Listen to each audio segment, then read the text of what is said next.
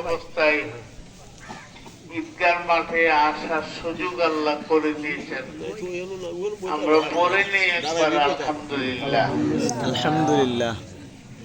আল্লাহ রাব্বুল আলামিন প্রত্যেক ঈদের মাঝেই মানুষকে নাজাতের একটা ওসিলা রাখছে।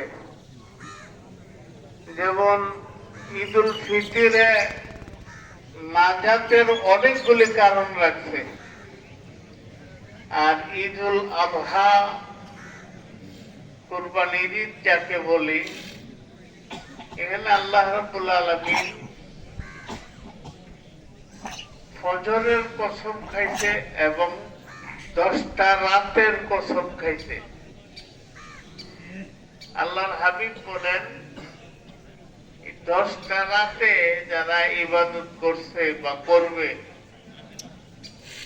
আল্লাহ রাব্বুল আলামিন তাদেরকে এই পরিমাণের সওয়াব দিবে যে আর কোন সময় লাইলাতুল কদর ছাড়া এই রাতগুলির মতো এত মূল্যবান রাত আর কোন রাতই নাই।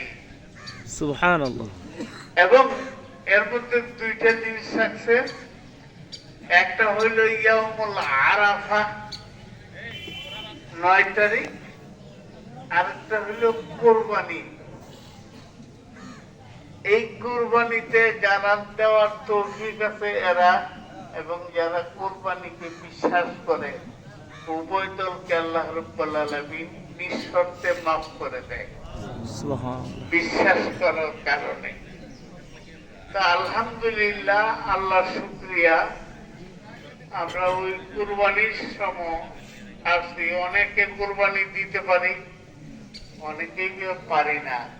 অনেক সময় দেখা যায় 10টা কুরবানি যে দিল হের আমল নামায় একটা ছাগল ওঠে না। কুরবানির টাকাটা বেজাল, অথবা নিয়তে বেজাল। যেমন 8টা 10টা 15টা কুরবানি দিচ্ছে, মালার কেসের আসামি, বুঝছেন?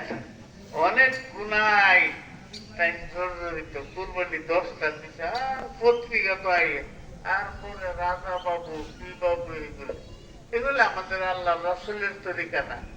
এগুলি হলো রিয়া, মানুষকে দেখাইবার জন্য, প্রদর্শন করার জন্য। এটি করবেন না। আপনারা সুখের সাথে একটা ছাগল দিচ্ছেন, হাসরের ময়দানে দেখবেন আপনার নামে অনেকগুলি উটের সওয়াব উঠে দিছে। কিন্তু আল্লাহ ঠাট্টা করে নাকি, আমি তো উট দিছি না। তোর নিয়তটা এমন ভালো আছে, আমার খালি রহমতের ছাত্র নামে আরো লেখলাম, আরো লেখলাম, আরো লেখলাম, যা লেখা লিখ নাই তোরে জান্নাতে বানাই দেই। তো আল্লাহ রাব্বুল আলামিন আমাদের কুরবানিকে কবুল করুক। সবাই বলে না আমিন। আজকের অবস্থা খুব খারাপ, খুব একটা ভালো না। তা আমরা এখনই নামাজ পড়ে নেব ইনশাআল্লাহ। কি বলেন? জি ইনশাআল্লাহ। সবাই দাঁড়িয়ে যান, এখনই নামাজ হয়ে যাবে।